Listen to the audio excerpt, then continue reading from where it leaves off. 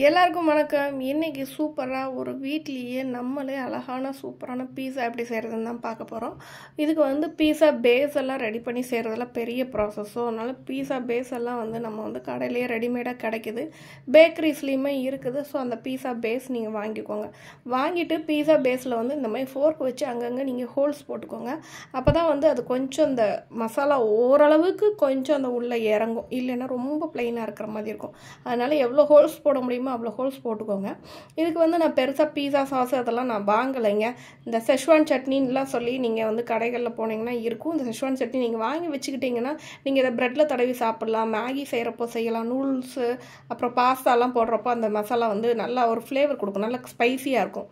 So நான் அதுதான் use பண்ணிக்கிறேன். இது இல்லைன்னா சும்மா கெச்சப் கூட நீங்கள் வந்து இதை வந்து பேஸாக நீங்கள் தடவிக்கலாம்.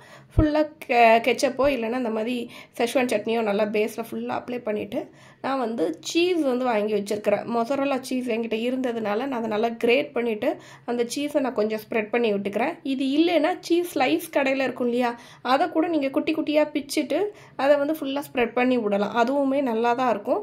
அதுக்கப்புறமா ஆனியன்ஸு, வெங்காயம் வந்து நான் கட் பண்ணிவிட்டு இந்த மாதிரி சிங்கிள் லேயராக கொஞ்சம் பிச்சு நான் அந்த மாதிரி வச்சுக்கிறேன்.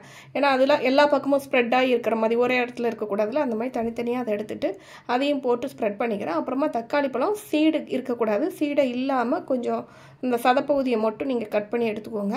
அதையும் இந்த மாதிரி நீளமாக கட் பண்ணிவிட்டு அதையும் எல்லா பக்கங்களையும் நீங்கள் ஸ்ப்ரெட் பண்ணி விட்டுருங்க. அப்புறமா கேப்சிகம், இதில் வந்து கேப்சிகம் வந்து எங்கிட்ட க்ரீன் கலரில் இருக்குது, நீங்கள் வேணும்னா கலர் கேப்சிகம் போட்டுக்கலாம்.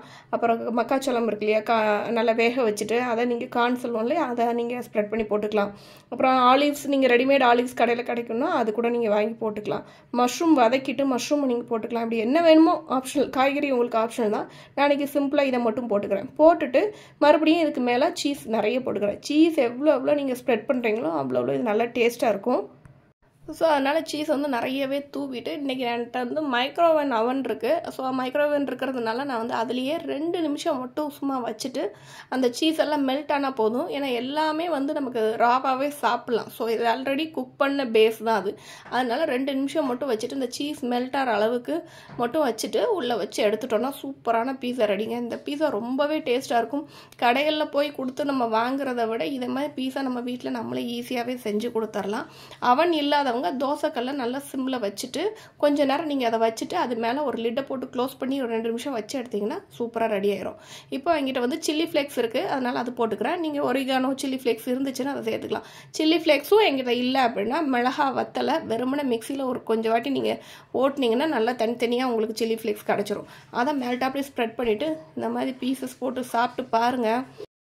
அப்படி கடையில் வாங்குகிற டேஸ்ட்டு அவ்வளோ அப்படியே டிட்டோவாக இருக்குங்க. பசங்க வீட்டில் இருக்கும்போது எனக்கு ஏதாவது ஸ்நாக்ஸ் செஞ்சு கொடுன்னு கேட்குறப்போ இந்த மாதிரிலாம் செஞ்சு கொடுத்தீங்கன்னா அவங்க ரொம்பவே சர்ப்ரைஸ் ஆவாங்க, ரொம்பவே விருப்பப்பட்டும் கூட சாப்பிடுவாங்க. எப்படி பாருங்களேன், அந்த நூலாக வர அந்த டெக்ஸ்சரு, நம்ம சீஸ் எவ்வளோ நிறைய போடுறோமோ அந்த அளவுக்கு அந்த சீஸி வந்து நல்லா நீளமாக நூல் மாதிரி அந்த சீஸி டெக்ஸ்சர் வந்து உங்களுக்கு கிடைக்கும்.